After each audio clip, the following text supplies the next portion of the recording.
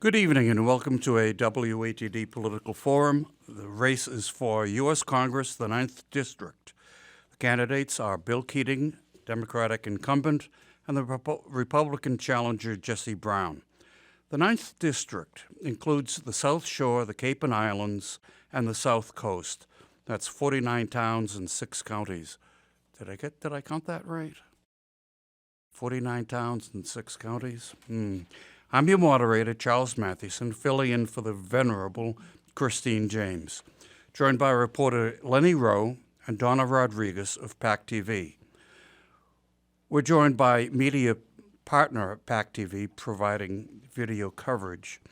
Our format is well known amongst our listeners and politicians. We've asked the candidates to have prepared opening and closing statements, no longer than 2 minutes for the opening and 1 minute for the close. Then we have a round of questions from the reporters and a lightning round where answers are either yes or no or 2 sentences tops. Please try to keep your questions to around a minute. I know that's short, but it produces good results in our only 40 years or so experience doing this. If you consistently go over a minute, ramble, or start to repeat yourself, then you get the bell. Oh, this is a different bell this evening. If you keep talking, our engineer here, Larry, will cut the mic.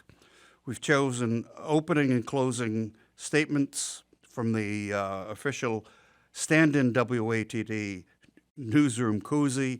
We'll reverse that order at the end.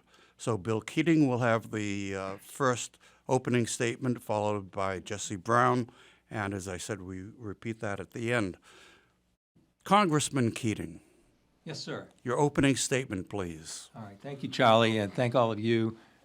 Thank you, Jesse, for joining us. Thank all the listeners that are here, and a shout out to Christine, and I hope you're getting well and back here soon. I come from a family dedicated to public service. 3 generations of police officers, my father coming from our Gold Star family, serving 3 decades as a veteran service agent, my daughter now a local official. And aside from starting a small business and a nonprofit to help child victims of sexual abuse and the Autism Law Enforcement Coalition, I've been elected as state representative, state senator, district attorney, and just 24 months ago, re-elected as your congressman. I know that effective public service is not just reciting our challenges, telling people what they already know, or criticizing without a plan. It's actually doing something to help. It's working to pass the Inflation Reduction Act into law, a game changer, which will reduce the OPEC stranglehold on energy prices by the largest investment in clean, alternative sources of energy in our history. It's cutting our escalating prescription drug prices, unleashing competitive pricing, capping out out-of-pocket expenses, and putting a ceiling of $35 on insulin. It means replacing a foreign inflationary supply chain with secure American manufacturing and American jobs. It means protecting rights we've had for half a century or more, rights currently being threatened. It means preserving Social Security, Medicare, and a woman's right to make her own health care decisions. I think we all realize we're at a serious crossroads in this country, and as your congressman and as a candidate, I still believe the good in public service. And I believe in a democracy that offers the possibility of changing lives for the better. I want to thank you again. Look forward to this evening. Thank you. That was Bill Keating, congressman for the 9th District. Now, Republican challenger, Jesse Brown. Good evening, everyone, and thank you to WATD for the invite tonight and hosting this forum, and also thank you to Mr. Keating for being here tonight, and also thank you to all our listeners. My name is Jesse Brown. I'm a United States Marine Corps veteran, small business owner, co-founder of a nonprofit that helps veterans in need, and a proud father. Currently, I'm a member of the Marine Corps League and also a member of the Veterans of Foreign Wars Post-1822. I proudly sit on the board of the Plymouth Chamber of Commerce and the Massachusetts Labor and Workforce Development Board. Being a lifelong resident of southeastern Massachusetts has given me firsthand knowledge of this district. Growing up in Taunton, then enlisted in the Marine Corps at 17, and upon my return home, moved to Plymouth, where I have been a resident for over 20 years. The United States of America is a great country. Today, more than ever, we have a government and representation in Washington that has lost touch with the everyday person they are supposed to represent. We have rampant inflation, the highest in 40 years. The cost of living is out of control. Energy costs are skyrocketing from gas, electricity, to heat. Seniors are struggling. Veterans are fighting for benefits. We have crumbling, deficient infrastructure. Crime is on the rise, and we still have politicians who want to defund the police. We have a crisis at the border that has led to the constant flow of illegal drugs like fentanyl. We have an escalating war in Ukraine. Foreign adversaries are consistently looking to take advantage of us. We hear these issues and many more on a constant basis, yet the same people stay elected for decades. It's time to say no to career, lifelong, entrenched politicians. It's time for a change. I am running to be your new voice in Washington and represent the best interests of the people of the 9th District. Thank you, and looking forward to tonight. Thank you. That was Jesse Brown. And let's begin the questioning with Donna Rodriguez. Thank you very much, and thank you for having me here this evening.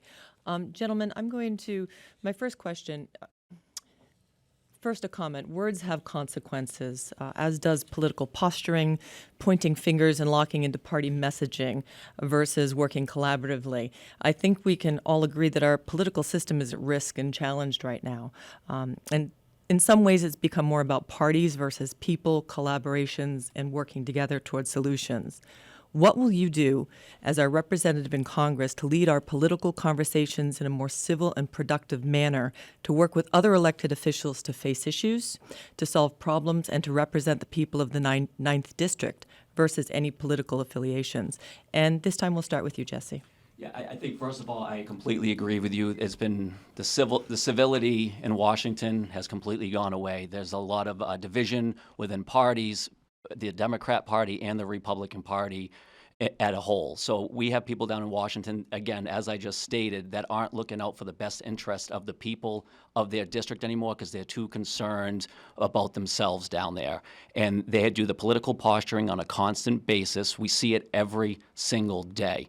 And it's putting the people of this district in harm. We see it just with our inflation. We have the federal chairman that comes out today and says, once inflation starts to go down, people will begin feeling better. Well, we understand that. It's fine. But at the end of the day, we have to have people down there that are representing us that for the best interests for us. Can I ask a quick follow-up? Yeah. How would you make a change in Washington to change the tone of interactions and collaborations? Well, first of all, you have to bring the people's issues down there, and not the issues of yourself. It's a very simple thing. You bring the issues of the people, talking to the people that are in your district, but not the issues that are down there. People in Washington live in a bubble. That's what they're down. Everything is about Washington. I go down there every few weeks or so, and it's the same rhetoric over and over and over and over. It's not the issues that we're living day to day because they're not involved. Now, what I could do, where I'm involved with the people, you set up town hall meetings. Number one, I think that's very important. You have to be accessible as a congressman in Washington. You have to be accessible to the people every single day. If you're not, you're doing them a disservice, 100%. You shouldn't have to know. You should know who your congressman is, and you should be able to see him whenever you want. Thank you. And Congressman, what would you do and continue to do to change the tone and encourage collaborations? Yeah, first, Donna, thank you for the question, because we have to first acknowledge what you said, that words have consequences. And I was at the Capitol on January 6th, and I saw firsthand how words have consequences. I saw the results. I saw the fighting. I saw 140 Capitol police officers and Metro police officers that were injured. Some of them are never going back to work again. One of them died as a result of that. Words have consequences. But what do I do personally? I think you have to start with yourself. And there's a myth in Congress. Most of us get along very well together. I work on bipartisan caucuses with members, the opioid caucus, or even something local like the Cranberry Caucus that I started with my friends in Wisconsin, or dealing with H-2B issues as well. I've had Texas congressmen to my home, and we work out. So civility begins one-on-one, and it's hard to hate up close. Thank you. Any more follow-up? Okay, Lenny? All right, thank you. So, good evening, guys. So we have the Mass School Building Authority here in Massachusetts, but recently I spoke with a firefighter and a police chief who wondered if a similar program could be established for police and fire departments. Should you think, or do you think that federal funding should be used to help towns construct public safety facilities? We'll start with Mr. Keating. Well, we have aid to firefighters through Homeland Security grants, the ARP fund, other funds that we have there rather, and they've been utilized in our district quite a bit. And they're there for equipment, they're there for fire trucks, they're there for life-saving kind of equipment as well. It would be helpful with town governments now going through tough times for the huge infrastructure projects and what it's done to be helpful. But I don't see that right now. I see that the focus we have on these monies going to where they are, where they deal with a lot of technological communications equipment that's there to make sure they're safe. But I think the building of these is going to remain at a local basis.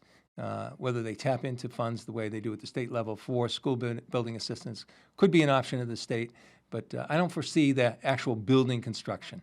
We do it in other ways. Thank you. Mr. Brown? I agree to get federal funding to build public safety buildings. It's just I'm a huge advocate of the public safety sector.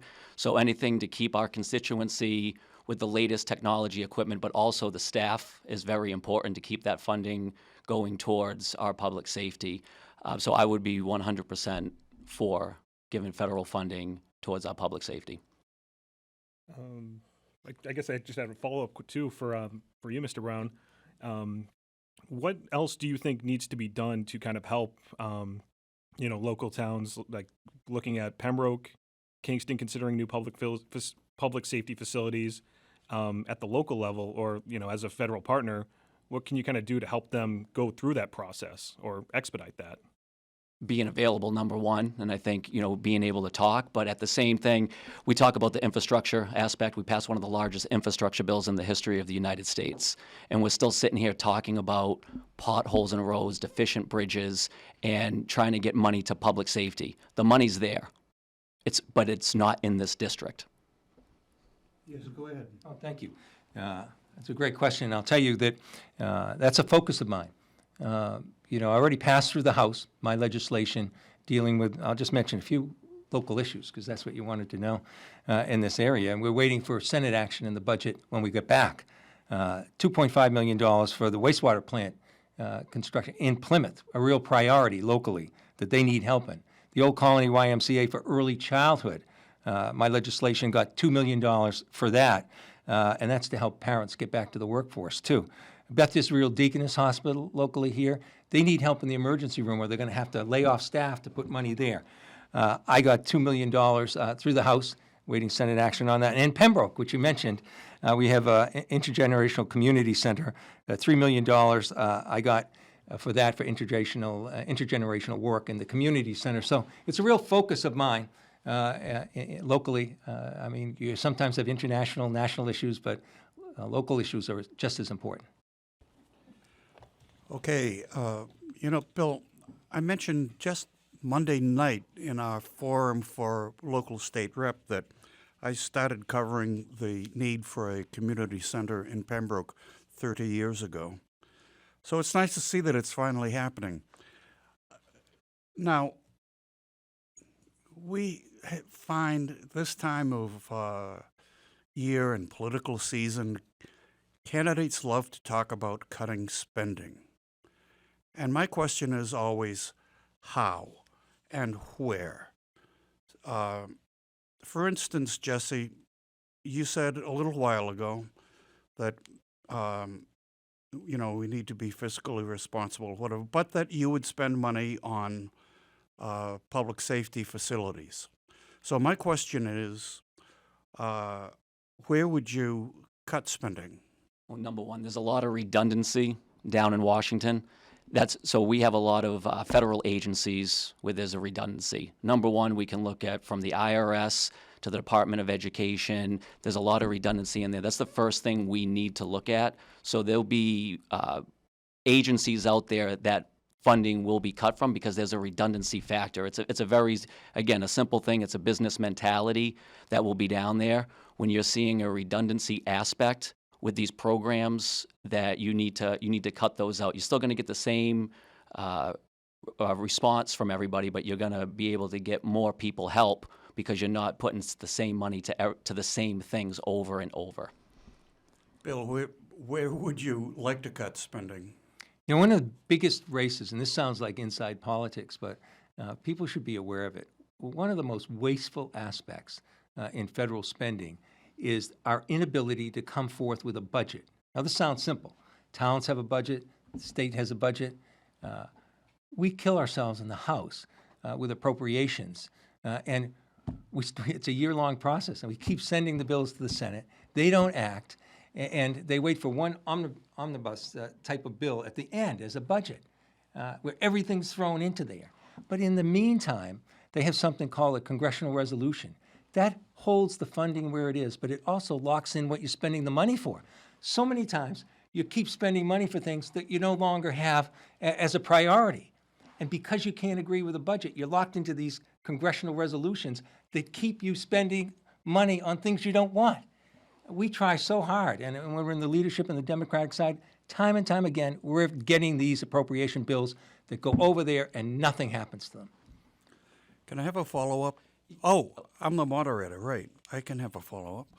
One other thing, I mean, to cut is a lot of the foreign aid we give to countries. We're still giving over $1 billion right now to Afghanistan, a Taliban-run country, one of the biggest military debacles in the history of the United States, and we're still giving money to them in foreign aid right now. So that's another place that you cut. I mean, it's endless where you can make the cuts. Okay, I'm a town meeting rep in Plymouth, and it's very difficult to make cuts when you're looking at which teacher is going to go, which cop is going to go, which neighborhood is going to be disadvantaged. So I guess my follow-up is there's an ideal anywhere in government. Spending is what we as taxpayers like to focus on, but in any area where you have an ideal and then you have to make it happen. So how would you make that happen, Jesse Brown? Well, like you said, it's a very difficult process, but you need to have the right people in there that will be able to make the cuts. If you have a Congress down there that the majority of the people are not willing to do that and to line their own pockets, then that's never going to happen. It will not happen. Bill, you've been there for more than a week. How would you make that, or why haven't you made it happen? Spending cuts. Well, you know, we have a rule in the House that it's called pay-go. So if you're putting in something that cuts revenue or additional spending, you have to identify, this is in the House side, you have to identify an exact area you're going to cut. So that locks spending. Now, that rule's been abused, and the most egregious violation of that was the 2017 tax cut that President Trump put in, that 88% of which none of us as Americans get to see $1 of that. And guess what? They didn't put the pay-go rule in for that. And we're paying over $2 trillion, with a T, $2 trillion right now to pay that back. The argument was, oh, it doesn't have to be, you don't need a pay offset for that. You don't need pay-go for that because, oh, it's going to stimulate the economy and all this revenue will come in and it'll pay for itself. Well, it hasn't. And we're continuing to pay $2 trillion for that tax cut. And when we get back, the Republicans want to make that not just a permanent 3-year deal. They want to extend it forever and make it permanent. That's wasteful, and that's breaking the rules. Donna Rodriguez, next question. Thank you. And I am going to switch it up a little bit and change the topic to immigration. And we know it's one that's a huge issue, and it continues to be polarizing. Immigrants are coming through our southern borders, and whether by choice or not, are traveling throughout the country. The Boston Globe reported that Governor Baker estimates approximately 11,000 people have come into Massachusetts this year, And as we know in this district, just over the last 2 weeks, well over 100 people, all families who were homeless, were placed in on an emergency basis in temporary housing in both Kingston and Plymouth. The Commonwealth does have a commitment to house homeless families through the Right to Shelter Act, and that's what they have done, and estimate that that's going to be continuing across the Commonwealth. And from what we're hearing so far from these folks who are in our neighborhoods is that they are people who are escaping from violence, poverty, and other life-threatening situations. I'd like to know, in each of your opinions, what should be done at the federal level to begin to get a better handle on this from the human rights point of view, versus just taking care of borders. What do we need to do to improve to ensure that this process is fair and is proper for people who are seeking legal immigration into our country? And I believe it's Congressman Keating's turn to start first, based on the last Thanks, Donna.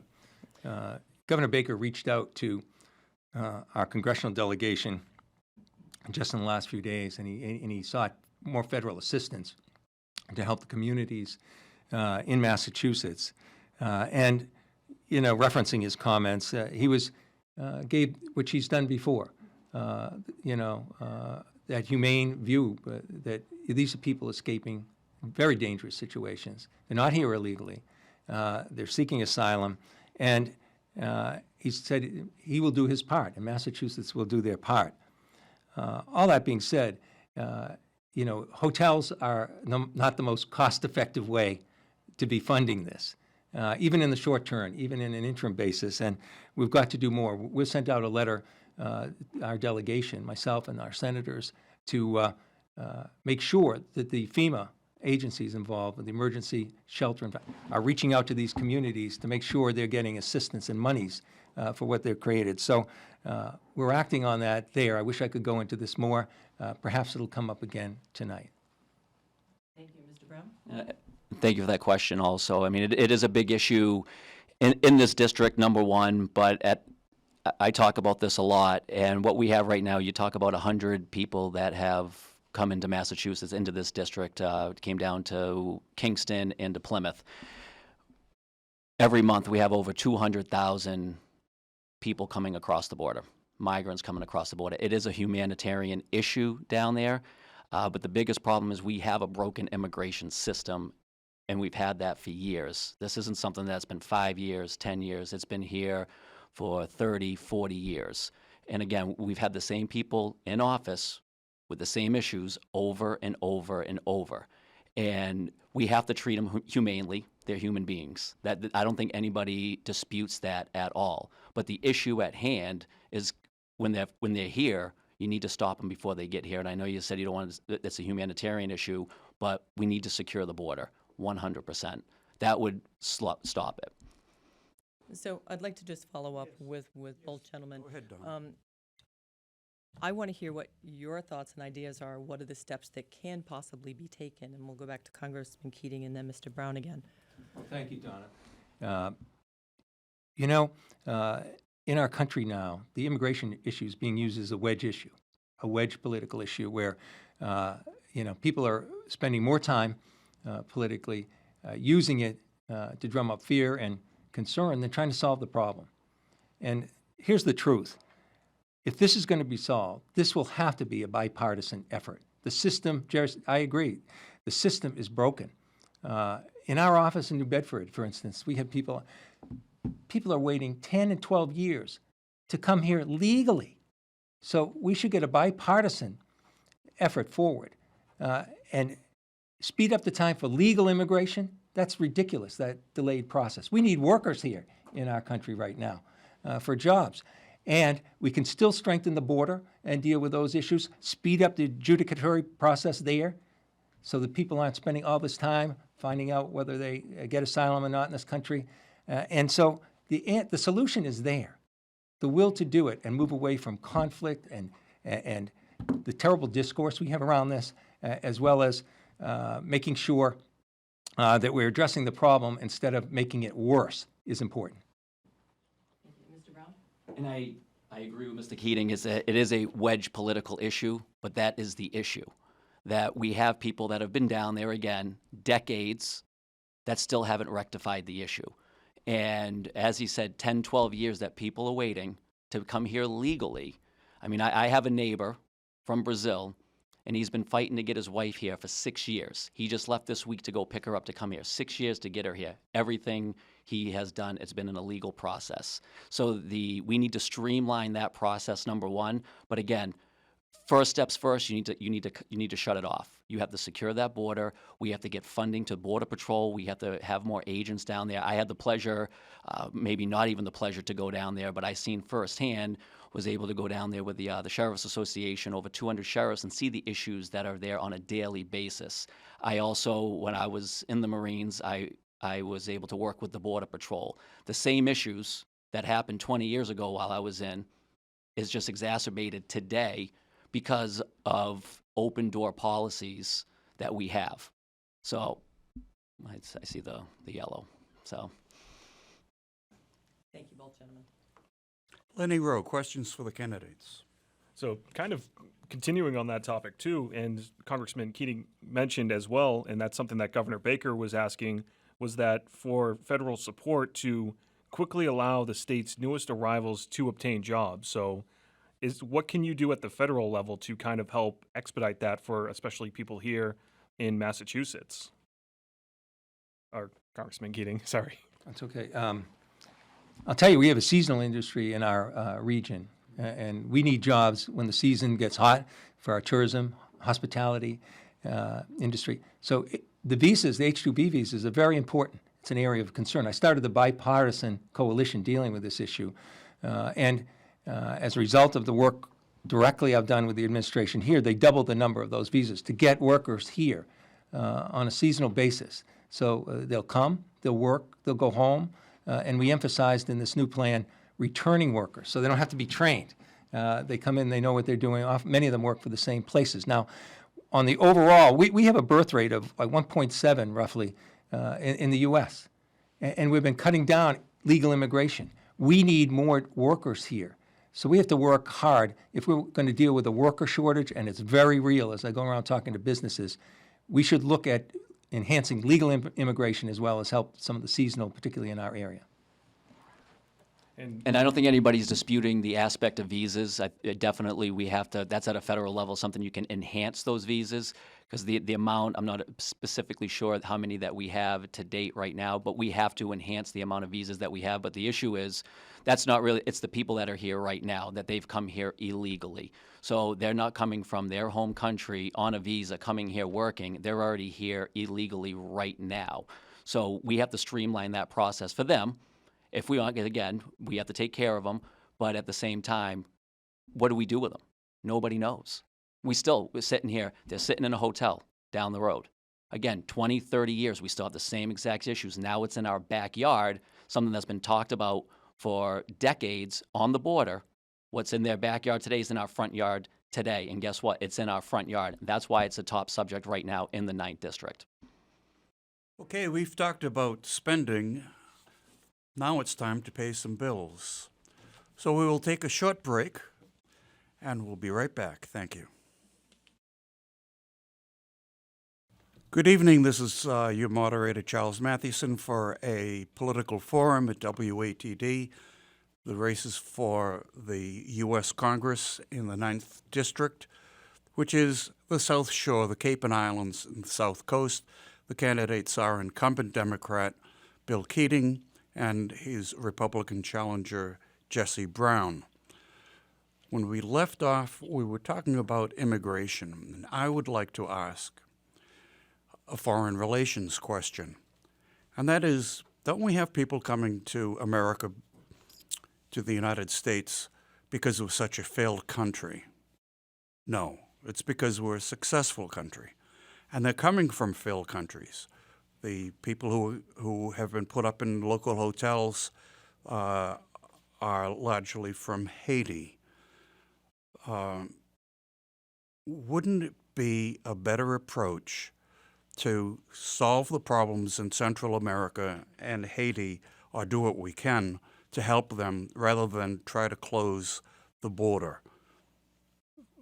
Bill Keating, you have a lot of experience in international relations. What do you think about that? I think it's got to be part of our immigration problem issue with the broken system. The violence in Central America is extraordinary. The priests are, again, being threatened with their life. Presidents of countries are getting assassinated in their home.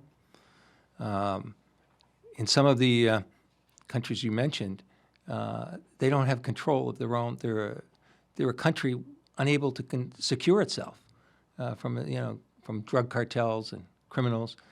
And the U.S. does help. And just as a side note, with those H-2B visas, they're geared to give a certain amount of them to Honduras, Haiti, Guatemala. Those are those countries to give them a little more help. But that is part of the problem. I think our country has to concentrate more on the Western Hemisphere and issues. A lot of them are coming from Venezuela as well. There's an opportunity now with failing Russia, to I think, deal with some of those issues. And We'll get to Russia. yeah. Jesse Brown. And I think what you said is that we're not closing the border to legal immigration. We want to close the border to illegal immigration. And I'm saying and all of the attention is on closing the border. Should we put more attention on solving the problem that brings people to the border? I think we have enough problems here in the United States that we need to solve first before we're solving problems in other countries. Now, granted, yes, we need to go to the foreign countries so we don't have those issues coming here. But right now, we have too many issues in our own nation that we need to rectify before we're pumping more money that we don't have spent in other nations. Is that a circular argument? We have a big domestic problem with immigration. It costs money to house people, to assimilate them, to keep them out. So why wouldn't it be better to take care of our own interest by taking care of Central America and Haiti? Again, with illegal immigration, what we're talking about, I just want to put something in perspective. Yes. Every month, you take the city of New Bedford and the city of Fall River, the infrastructure they have there, all the people. That's what comes across the border every single month. Now, where do we put them? I agree with you. Where do we put them? That's why we need to stop that. If that border is secure and we don't have the people here, we don't have the issue. We're talking about an issue that can be stopped. And it has to be a bipartisan aspect. It was a bipartisan issue until it wasn't. And everybody agreed with the wall. Everybody agreed with Border Patrol. Everybody agreed with the technology to stop it. But as of right now, it's not. And we need to make that a bipartisan issue again. And we need people down there that will do that, because obviously it's not getting done, and it's only become worse. But to go to different countries, to go to Central America and do more of our resources, our treasure, to go down there and fix an issue, when there's Americans here, we have veterans that are homeless. A third of homeless are veterans, and they can't get in a hotel. I don't think that's right. Okay, next question, Donna Rodriguez. Thank you. To bring it back to the 9th District, this is a deceptively simple question that I'd like to ask. What do you see as the single most important issue facing the 9th District, and what will you do or continue to do to address it? And I believe we're starting with Mr. Brown this time. I think a big one, there's a lot of important issues, but one big one that I think we hear about all right now is the bridges of Cape Cod, that we've been trying to get funding for this for years. Since the 9th District became the 9th District, the new 9th District. We've been trying to get funding, and we keep getting shot down for it. Again, we passed the largest infrastructure bill in the United States, and we still don't have the funding for the bridges down on the Cape. And it's very important. Those are structurally deficient bridges that are down there. We have people driving over them every single day. I mean, another big issue also is Holtec. I mean, it's more of a localized issue, but it's the whole Bay of Cape Cod of dumping water, the radioactive water out of the reactors into the bay. So that's another big issue. Even though over the last 10 years, over 1 million gallons has already been dumped into the bay underneath certain watches, but we need to stop it from continuing right now. So those are two major issues. I know I gave you two, but those are two big ones that I will focus on. Thank you. And Congressman Keating, same question. Well, in the spirit of coming together on issues, I'll start with what we could agree on. Holtec is a huge issue, and it's an issue that affects jobs here as well. I mean, it's an issue of greed, corporate greed, versus an issue of protecting our environment and protecting our economy. Holtec gets to pocket the money that they save if they dump that waste versus trucking it away. That's ratepayer money. It's not their money in the first place. And they're putting our public safety and our fishing industry, our tourism industry, and the quality of life in that area at stake. When it comes to the bridges, I've worked on this issue for years with the Army Corps and the Commonwealth. You've got to remember this when you look at funding. We haven't done the engineering yet. There's money for engineering. We got some money from this, but we haven't done the engineering. We haven't done the environmental work. We haven't done the right-of-way takings. So the money will come as this happens. They don't give you money on the front end, and it just sits in a shelf and not used. But quickly, since time's out, we need more workers for jobs. We have to concentrate on our environment in this fragile area, and that is critical. Lenny Rowe, next question. So around this time last year, more than 500,000 people were without power due to a nor'easter. What do you think needs to be done at the federal level to help towns respond to these major incidents that seem to be happening more frequently? Mr. Brown? It's the number one. Again, we're going to talk infrastructure. I think we can talk about the electrical grid. It's an archaic system as it is right now. And, we're talking about going everything electric right now. The current electrical system will not handle that. So we're talking about storms. It's the actual system as it's set up right now. The grid has to be updated. Money has to be put into this grid to work properly, but also withstand those storms. I mean, a basic thing, you always see people cutting trees down near the power lines.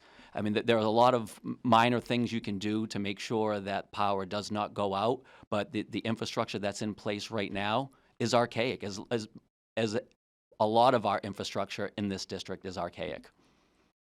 Congressman Keating? Well, I think that when you're looking at the investment that has to be made, as I mentioned in my opening remarks, we've done something that's historic in nature, $369 billion to address the climate change issues. Climate change is real. Our storms are getting worse. The surges are getting worse. I was just in Situate the other day, watching just in the last few years how that seawall has crumbled the way it has. We have to make sure that we look at this from a national perspective, and we've addressed it with the Inflation Reduction Act and that investment that's there. I think that moving to cleaner energy is also moving smarter with our funding. And this gives tax credits to the private side. The private side is going to be a big deliverance. If they're already moving, we're going to accelerate that with this bill. And it will be dealing with not only improving the grid, but doing it in a way that's going to help our environment so that we have more flexibility when we're moving from one area to the other, so we're not overloading an area, underserving another area. This is a question from one of our listeners, and I will truncate it a little bit.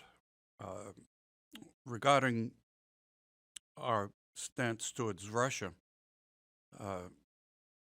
and the listener has pointed this towards you, Bill, with your experience in Congress and international relations.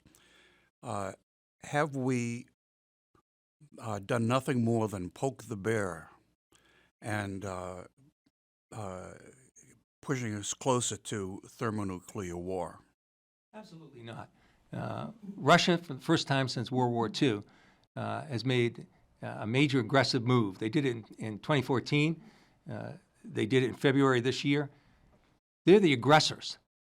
They're moving into another country's sovereignty. And the brutality there. I've been to the border twice in Ukraine. I've talked to the people there, the rapes of boys and girls, the torture that exists. the targeting of civilian hospitals and schools. It's inhumane. I've had 3 hearings. I'm the chair of Europe, the European Subcommittee, and I've had 3 hearings already on war crimes. We brought the prosecutor general from Ukraine. He flew over for our hearing to talk about what's going on. No, Russia's the culprit here. Russia's the aggressor.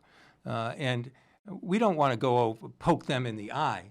We just don't want to fail democracy at a time where globally it's authoritarianism versus democracy. And the front line is Ukraine and Europe. All right, let me narrow the question a little bit. We know that there are war crimes in Ukraine, and our heart goes out to all of the people, and they've been incredibly brave. And when Zelensky said no, he didn't need a ride, I think everyone gasped and said, "Are you kidding? You're going to stand and fight? Great." But is that endangering us in terms of nuclear conflict with Russia? I think our posture towards Russia right now and their aggressiveness makes us safer, because to ignore that would do more harm to us. We've got to understand what Putin has in his mind. It's not just Ukraine, but if you look at what the Russian Federation said in February in their response to our country and our coalition, they want to move forward further in Europe still. No, I think to leave Putin unchecked creates a greater risk. Now, the good news is this. I know from being on the Armed Services Committee as well as Foreign Affairs, it's so important to have communication. And I think people will feel a little better knowing that our Secretary of Defense, General Austin, has been in touch with the head of defense in Russia. They are in communication to talk about red lines, to talk about problems, to avoid unintended nuclear confrontation. That being said, Putin's in a corner, and it's a frightening place where he could act in a way and has threatened to act in a way that could bring us as close to nuclear war as we were during the Cuban Missile Crisis. Jesse Brown.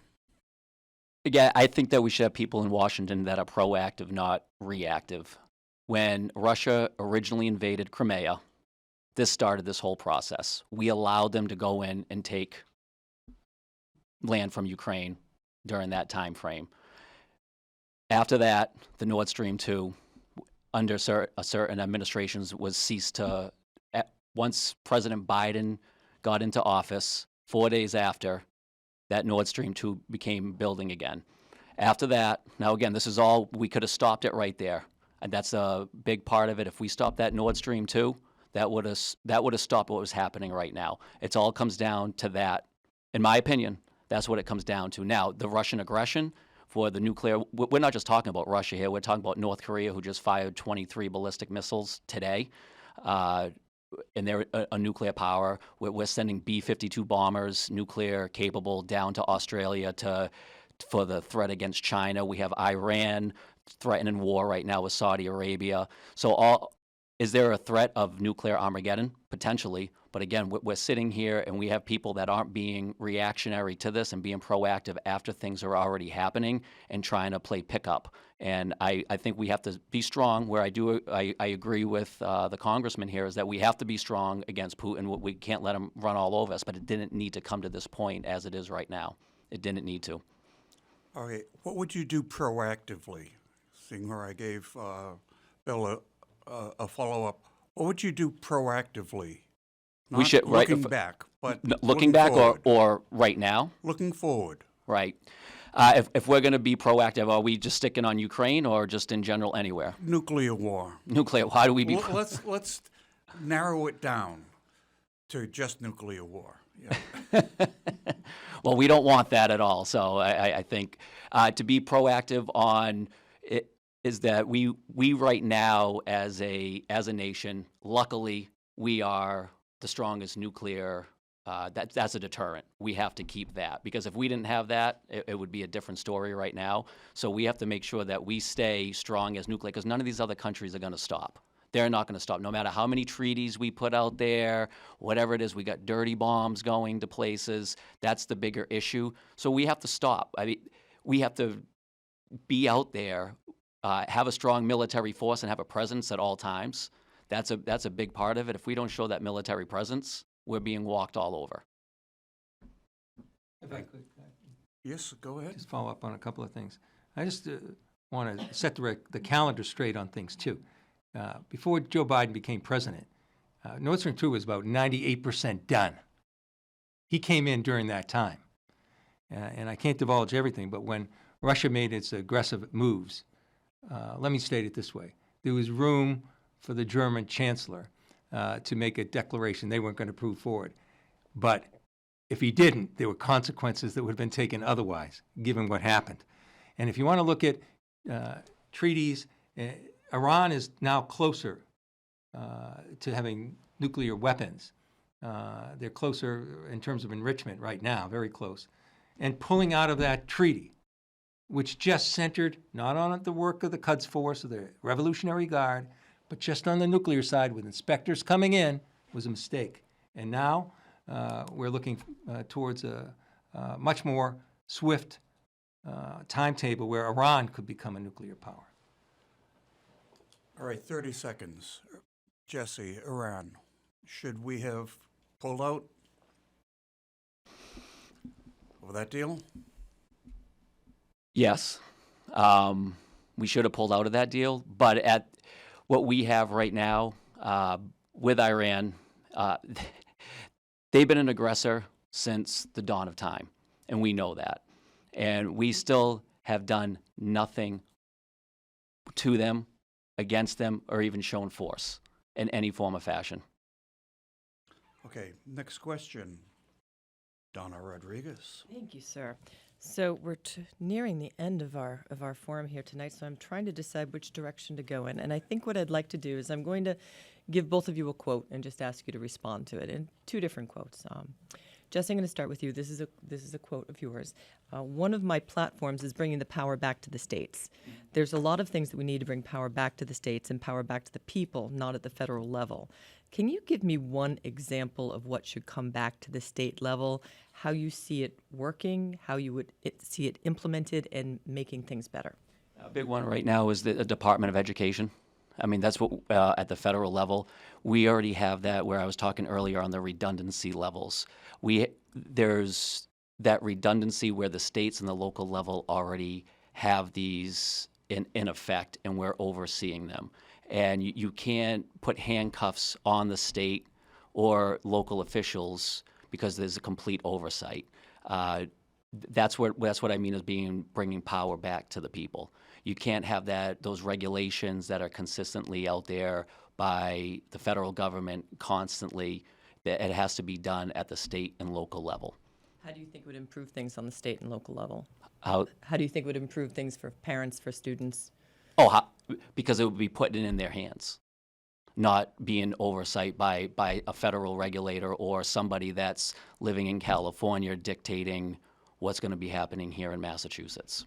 Do you think that could cause problems with consistency across the board and across the nation for standards and practices? No. Okay, thank you.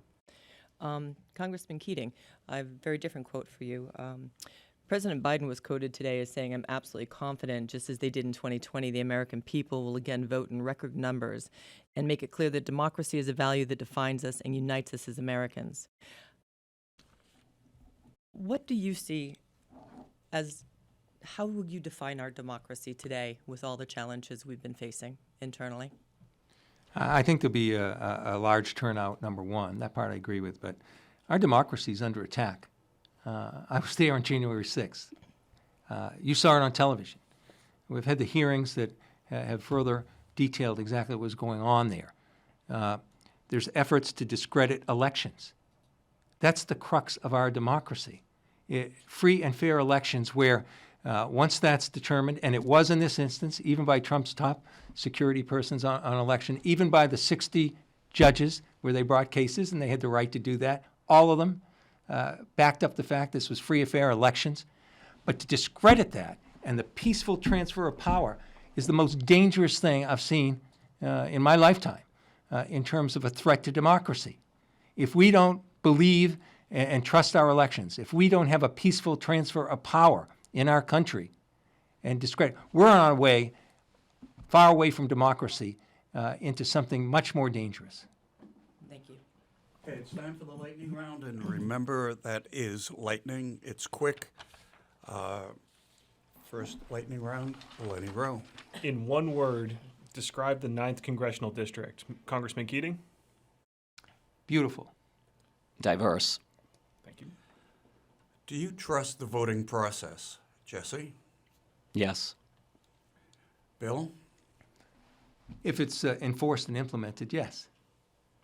Donna Rodriguez? In one sentence, or two max, starting with Congressman Keating, why do you want this job? You know, I mentioned at the outset, it's sort of in my family's blood One or two sentences. Lightning round. to help. Mr. Brown. Change. Okay, let's go to closing statements. We began with Bill Keating. We'll begin this time with Jesse Brown. Well, I want to thank again WATD for hosting this forum tonight, and thank you to all our listeners. Being an elected official should never be taken for granted, nor should you become complacent in your duties when representing the people who have trusted you with the safety and well-being of themselves and their families. As your congressman, I promise to represent you and your best interests. Your vote will count towards electing a proven leader. Your vote will count towards dropping the cost of gasoline, dropping the cost of food, dropping the cost of energy, and your vote will count towards reduction in crime. Your safety will always be a priority. Your vote will be for common sense in Washington. Thank you to everyone for listening. I'm Jesse Brown, and I respectfully ask for your vote on November 8th. And if you have already cast your vote, thank you. It will be an honor to serve the people of the 9th District. Thank you. Closing statement from Bill Keating. Well, thank you, Charlie. Thank all of you for being here. Thank all of you for listening. Our country is at the crossroads. I think we all realize that. The Republican majority in the House and the Senate, and they're not hiding this, has said they will shut down government if they have to change Social Security and privatize it. They'll do the same to cut Medicare. And that includes one of the greatest things I hadn't seen, I thought I'd see in ages, and that's dealing with the prescription drug escalation of prices, which we dealt with. The threat to women's health care, women making their own decision after 50 years in this country of not having it that way, and now their daughters won't have the same ability to make their own decisions. But ending on a higher note, this is a great opportunity this evening. We have things we've agreed on, we've had things we don't agree on, and it was done with civility. And that is what we need more of in our country right now. So I want to thank all of you for making this possible, and I want to ask sincerely the people of this district for their support in a very short period of time coming up. Thank you.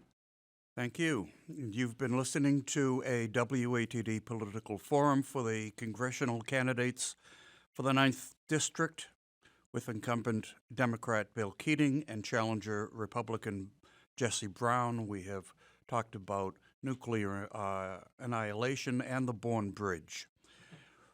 We've been joined by our media partner, the always excellent PACTV, providing video coverage. Thank you to our engineer, Larry Nelson, reporter Lenny Rowe, and Donna Rodriguez of PACTV for joining us and asking questions. Audio from this forum will be up on our website, 959watd.com. We have selected cuts from this forum running tomorrow morning and at noon during our newscast. And of course, make sure you vote. If you don't vote, you don't have a voice. I'm Charles Mathewson, 95.9 WATD.